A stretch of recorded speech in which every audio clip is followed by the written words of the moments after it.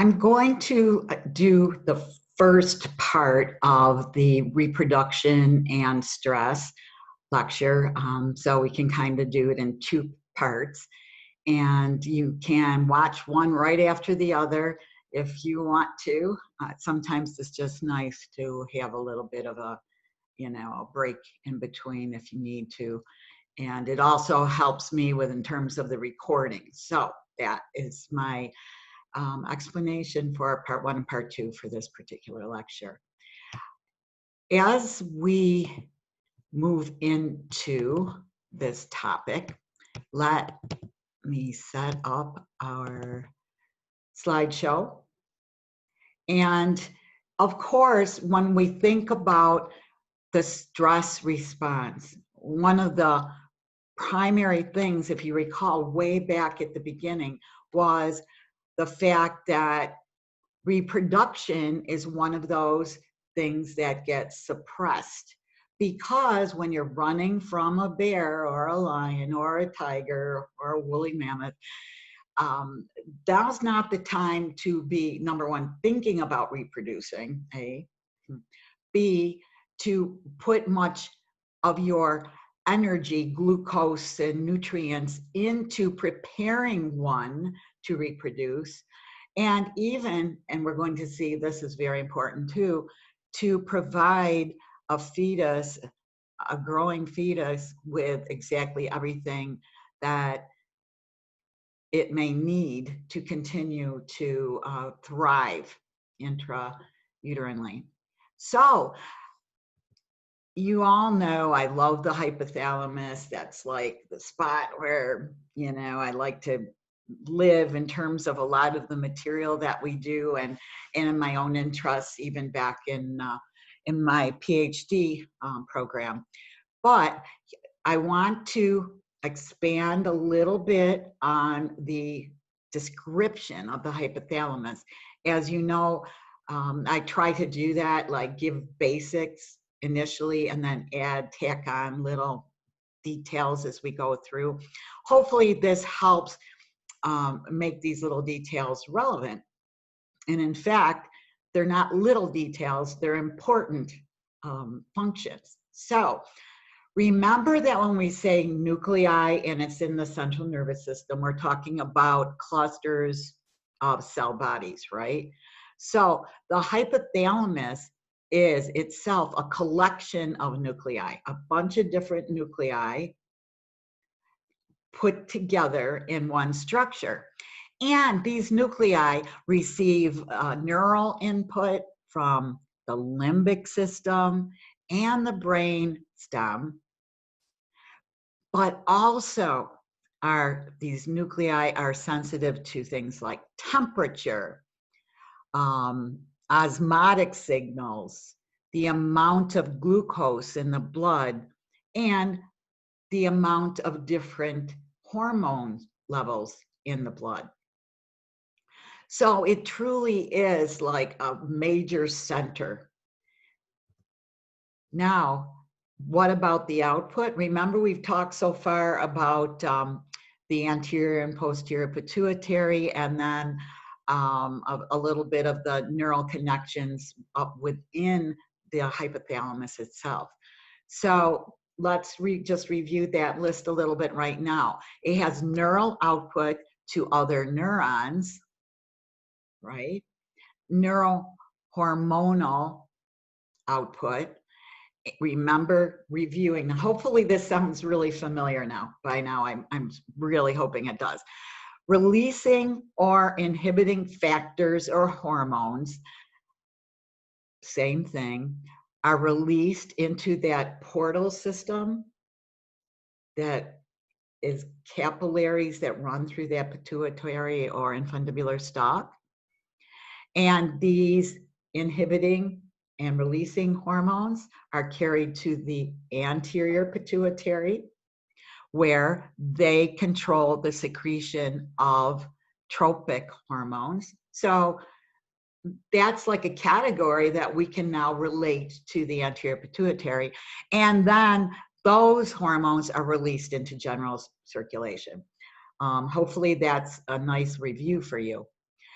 now we're going to add on some hormones to the ones we've already learned associated with previous systems that we've discussed.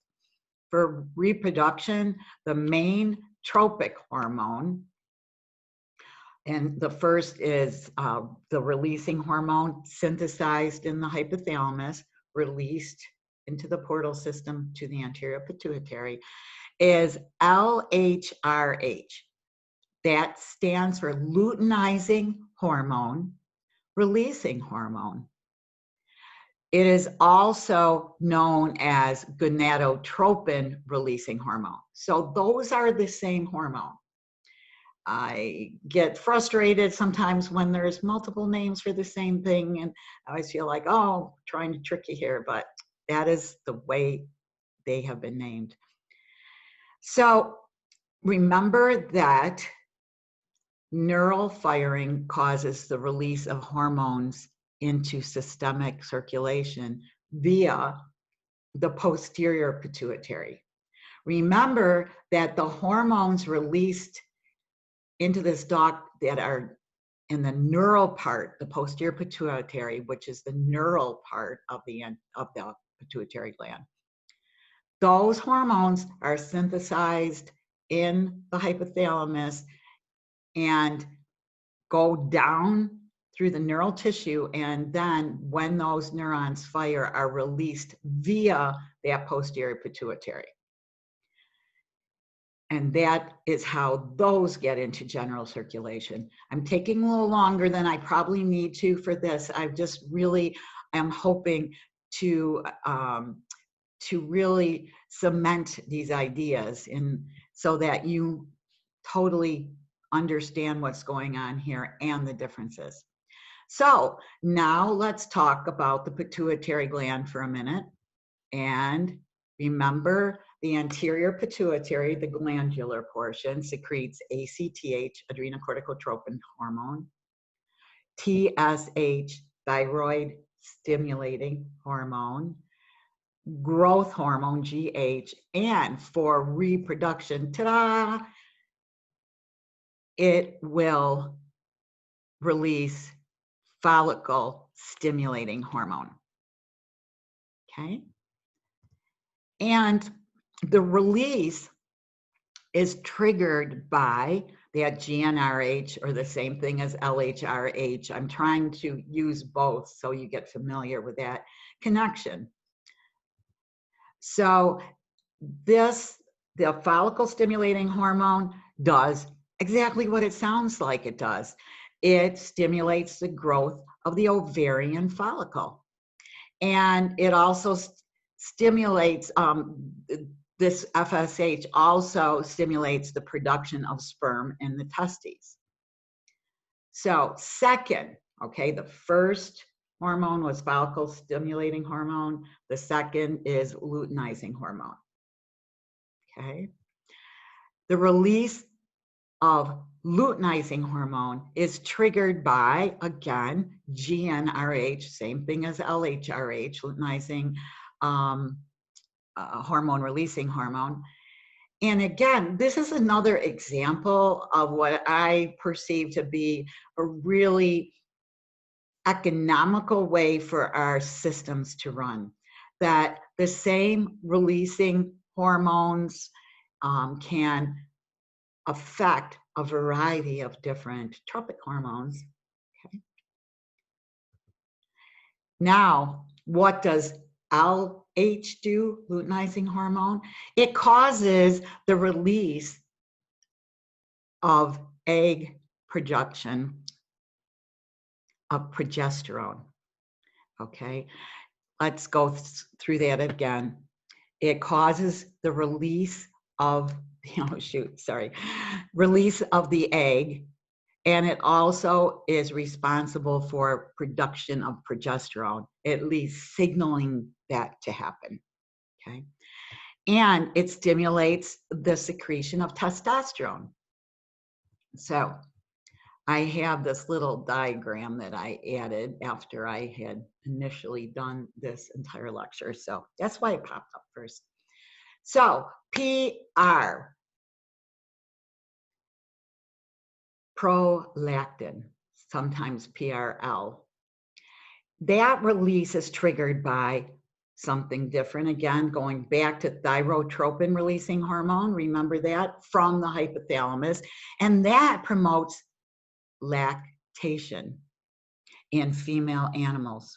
It also promotes the follicle development in rodents. We're not worrying too much about rodents in this class, although what we know about humans is so incredibly intertwined with the studies that have been done on rodents. So we owe them a huge debt of gratitude. And I know you may not feel that way, but it is true. So let's take a look now next at the posterior pituitary, which secretes, remember, ADH or vasopressin, ADH standing for antidiuretic hormone, and OT, oxytocin.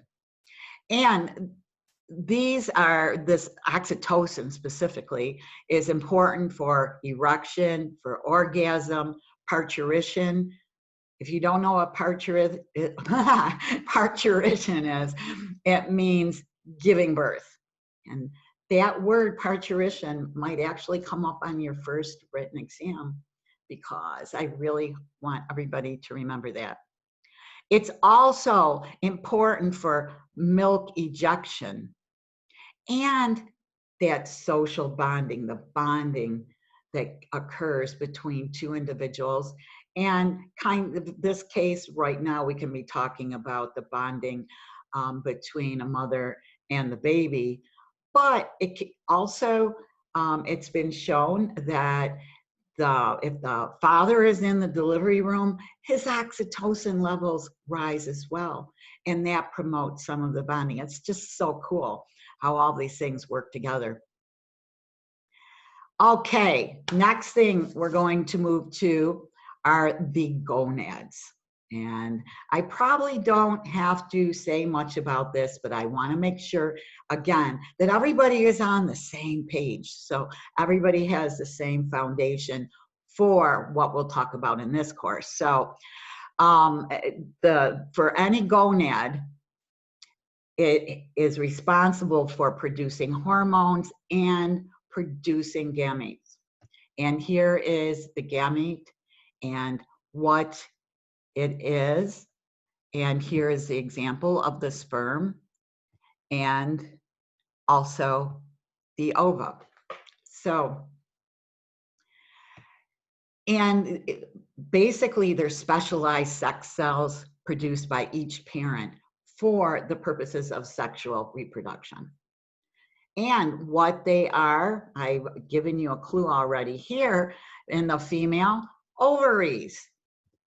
And let us take a look at this. At puberty, the 2 human ovaries contain around 500,000 immature oocytes, which that word, it always makes me smile. I just feel like it's a funny word.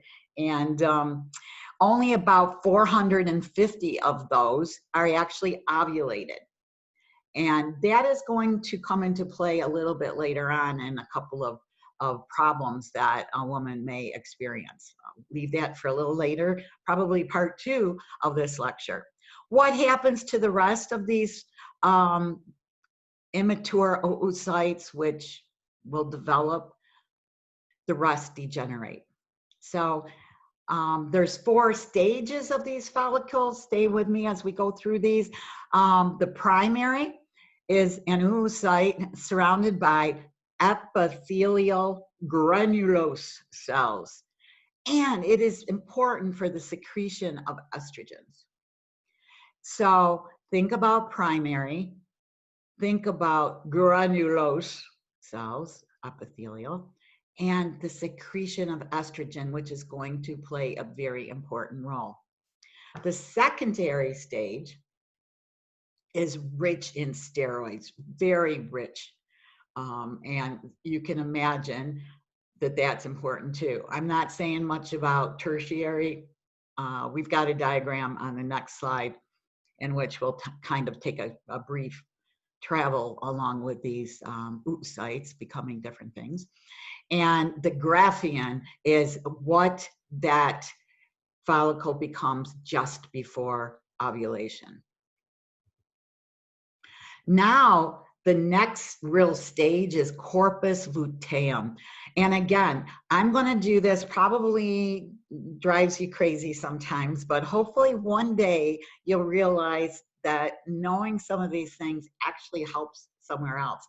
And in this case, corpus means body. Think of corpse, corpus, or like a body of literature, corpus. And the luteum is like, think of the light from the moon, yellow, okay? And this, at this point, we have a lot of fat, a lot of fat. And this is where you want to have fat. There's good places for fat and not so good places for fat. This is a really good place for that.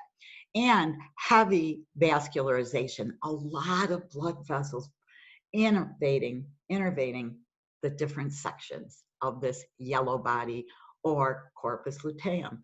And guess what else it can do? Secrete progestin, like progesterone, to prepare the uterus for possible pregnancy.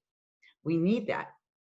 So next, we're looking at corpus albicans. And again, corpus, I'm annoyed with my little tray there. Corpus albicans, and that is white body. You essentially lose your steroids and connective tissue takes over. So let me see if I can just move this guy for a minute. No more hormones are present. Get this up a little bit for now. So again, we have the follicles and the different stages, the 4 stages. We have the corpus luteum, which is very fatty and heavily vascularized and secretes progestins to prepare the uterus for pregnancy. And then we have corpus albicans, and I always go, all be gone. Okay, crazy, and it helped me way back when. Maybe won't help you at all, but I throw it out there anyway. Connective tissue, think of white body, albicans is white. Think of connective tissue as whitish. And again, no more hormones are present. So I'm going to move this back down. And sometimes these settings go awry, and I think that is what's happened right now. Anyway, here's that diagram and an actual slide of what we were just talking about. And here, this is considered the primordial follicle, but here's that oocyte I was talking about, okay, with the nucleus and the cortex. Remember, so many structures, the outer portion is considered the cortex. It's not just the brain that has the cortex. And we see that it's like, think of adrenal glands. The outer portion is the adrenal cortex. The inside is the medulla. So here we go. Here's that primary follicle. And you don't need to worry about these different little zones and stuff for the purposes of this class. Some of you probably already know them all, but for the rest of you, don't stress about it, because for the purposes of this course, it's not required that you know those, and I bet you're glad. And here is the secondary follicle that you'll see, and here now is that corpus luteum. Now, I jumped ahead, I'm sorry. I'm so used to going in that order, bad me. Anyway, we have to get to the tertiary follicle that I talked about. And again, I didn't give you much information about this, and just know that it is one of the stages. And here is the ovulating follicle, the granulosa cells take a look at, and the corpus luteum. Remember all that fatty, heavy vascularization? And here is just a secondary follicle. It actually shows, it's a real one, and it just shows you a different image of what it would look like in the section. Okay, let's go to the other gonad category, and that is testes. Now, first, we have different cells in the testes. Sertoli cells. What do? They develop sperm. I love this because S, Sertoli, matches S with sperm. In response to that follicle stimulating hormone. Again, yay, we're economical. We're using this follicle stimulating hormone here as well. And the Leydig cells are the other category of cells, and these are responsible for producing hormones.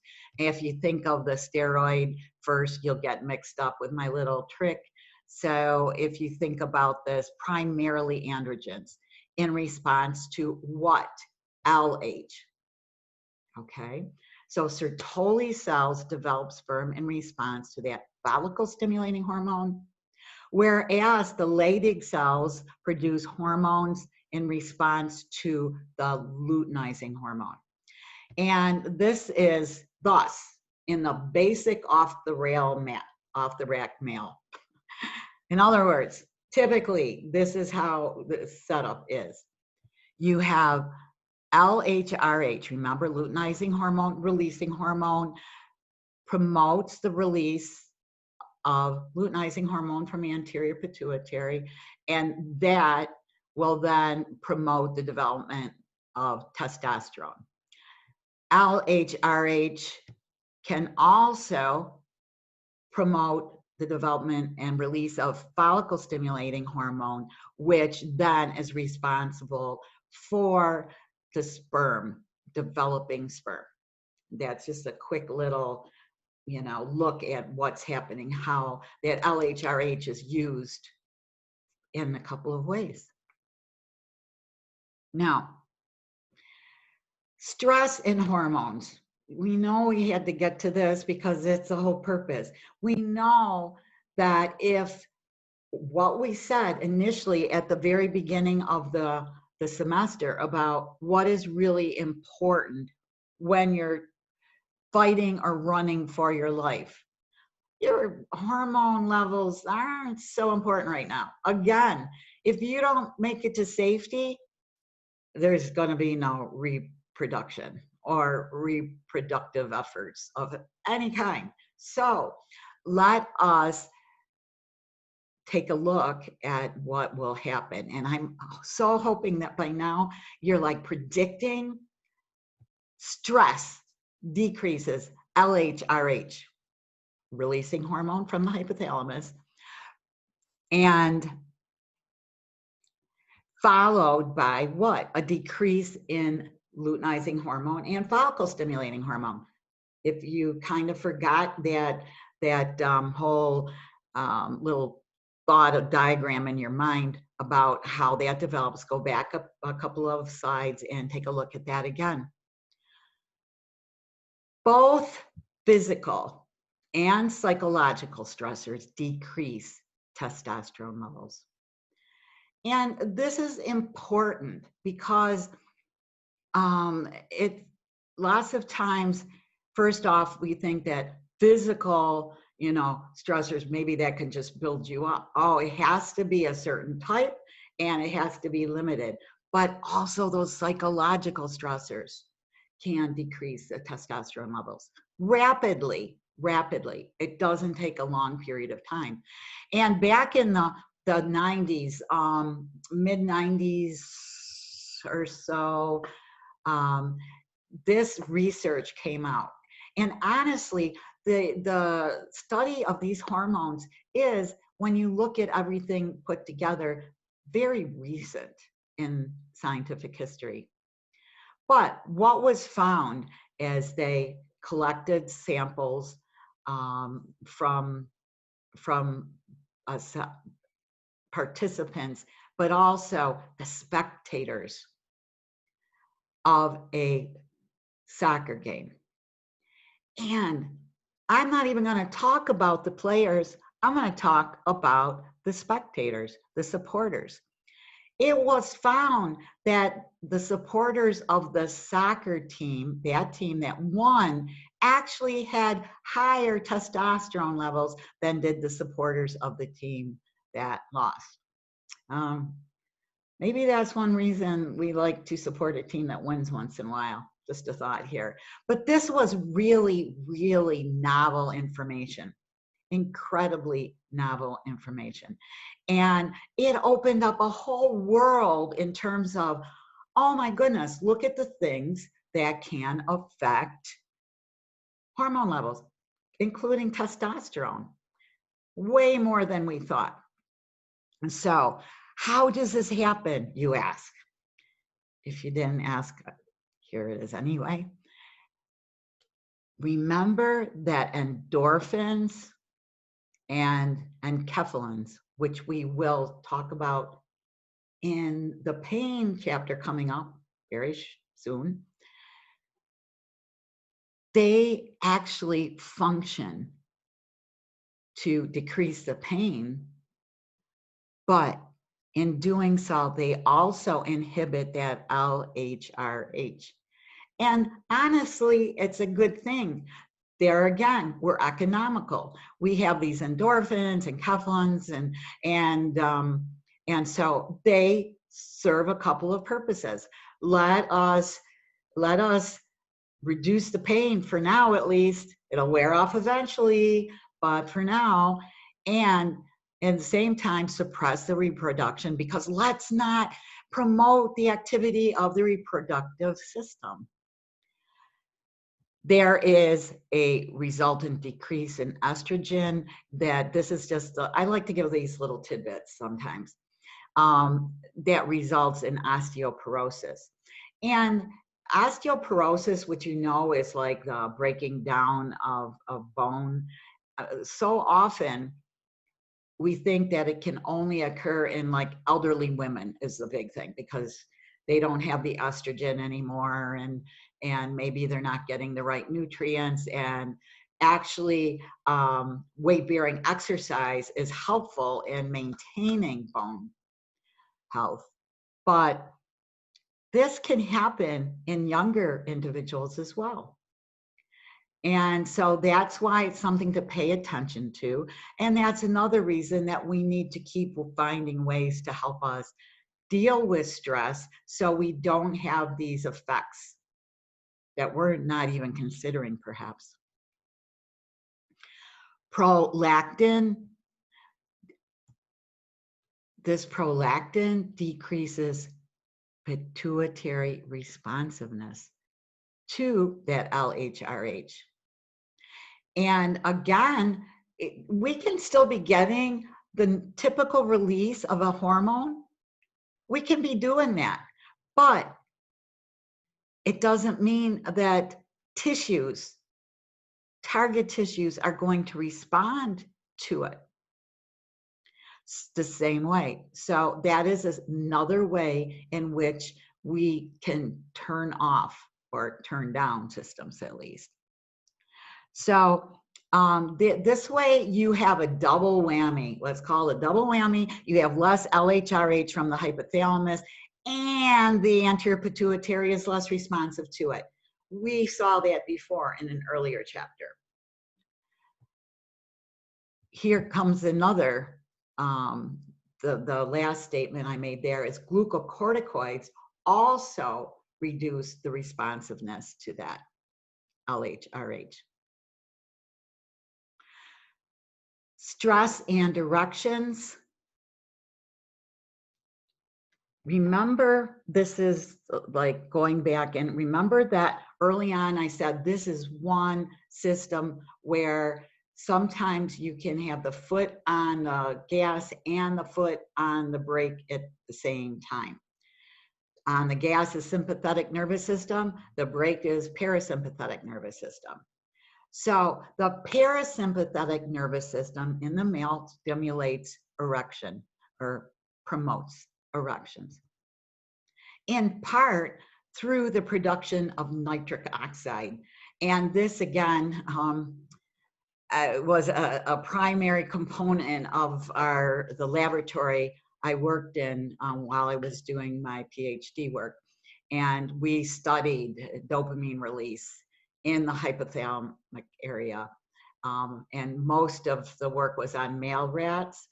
And we also started then finding out and being able to support a little data from other places that we need the nitric oxide to promote the release of the dopamine in this area of the brain to actually promote the sexual behavior.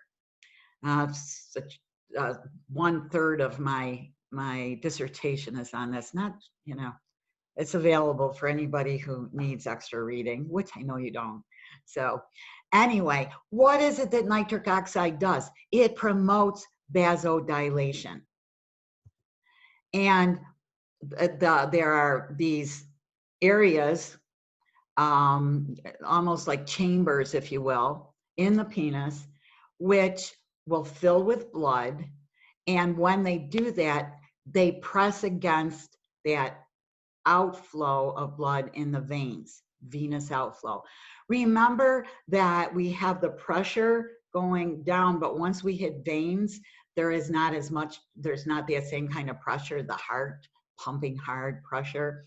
And so once you kind of like squish, for very non-technical terms, sorry about that, that venous outflow in those veins, you then keep that blood in the penis, in these chambers, and that produces an erection. A corpora, body, cavernosa. Think of a cavern, cavernous, huge. I remember doing labs on that too. Anyway, and this will actually, the parasympathetic nervous system I'm talking about, inhibits ejaculation. Now you should start thinking ahead. If you have a sympathetic nervous system response that is really overriding your PNS, that inhibition may not be as effective. So again, now the sympathetic nervous system is also activated during this time, foot on the gas while on the brake, and that increases the heart rate, the blood pressure, respiration, and eventually it will promote ejaculation. Again, little tips, I don't, probably part because of doing my work in my PhD.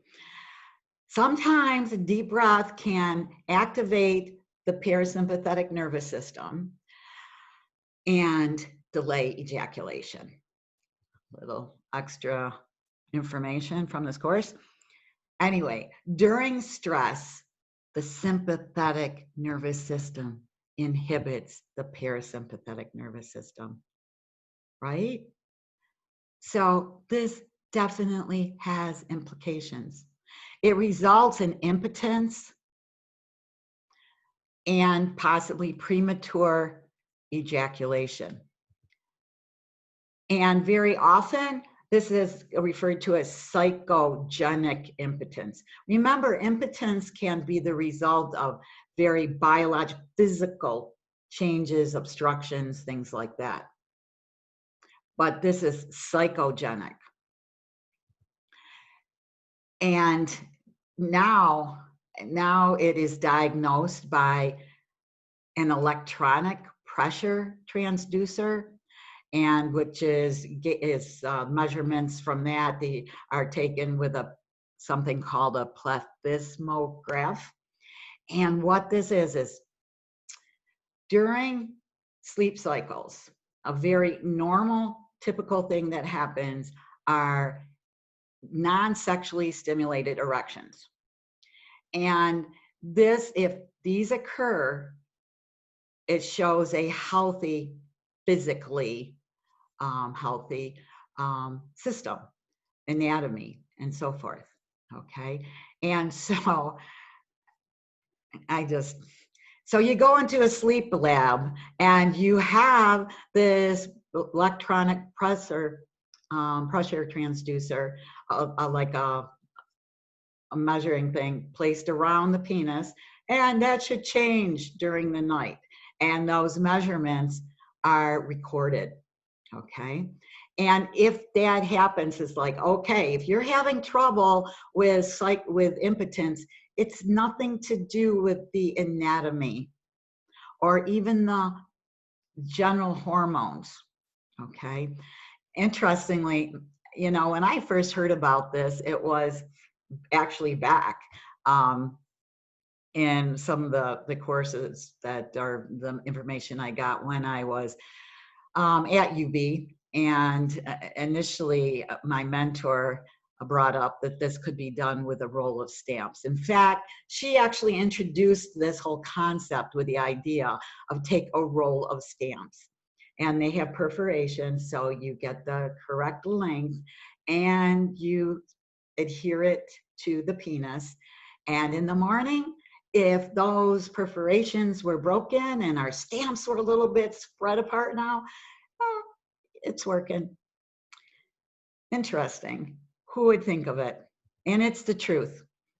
Erections are more sensitive to stress, believe it or not, than are the secretion of testosterone and the production of sperm.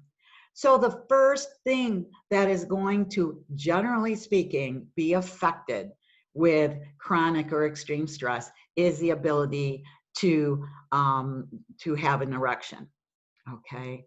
Later on, the testosterone will go down, sperm production will go down. So I am going to stop with part 1 at this point, and I will continue this lecture with part 2. So for now, let me go back to this. So hopefully in this first part of this lecture, you are introduced to some ideas or concepts that are a little novel to you, a little new to you, and are giving you a little bit of insight into how stress can interfere with reproduction, right from the beginning, right to the end, okay? I am going to end this part 1, and we'll see you shortly for part 2.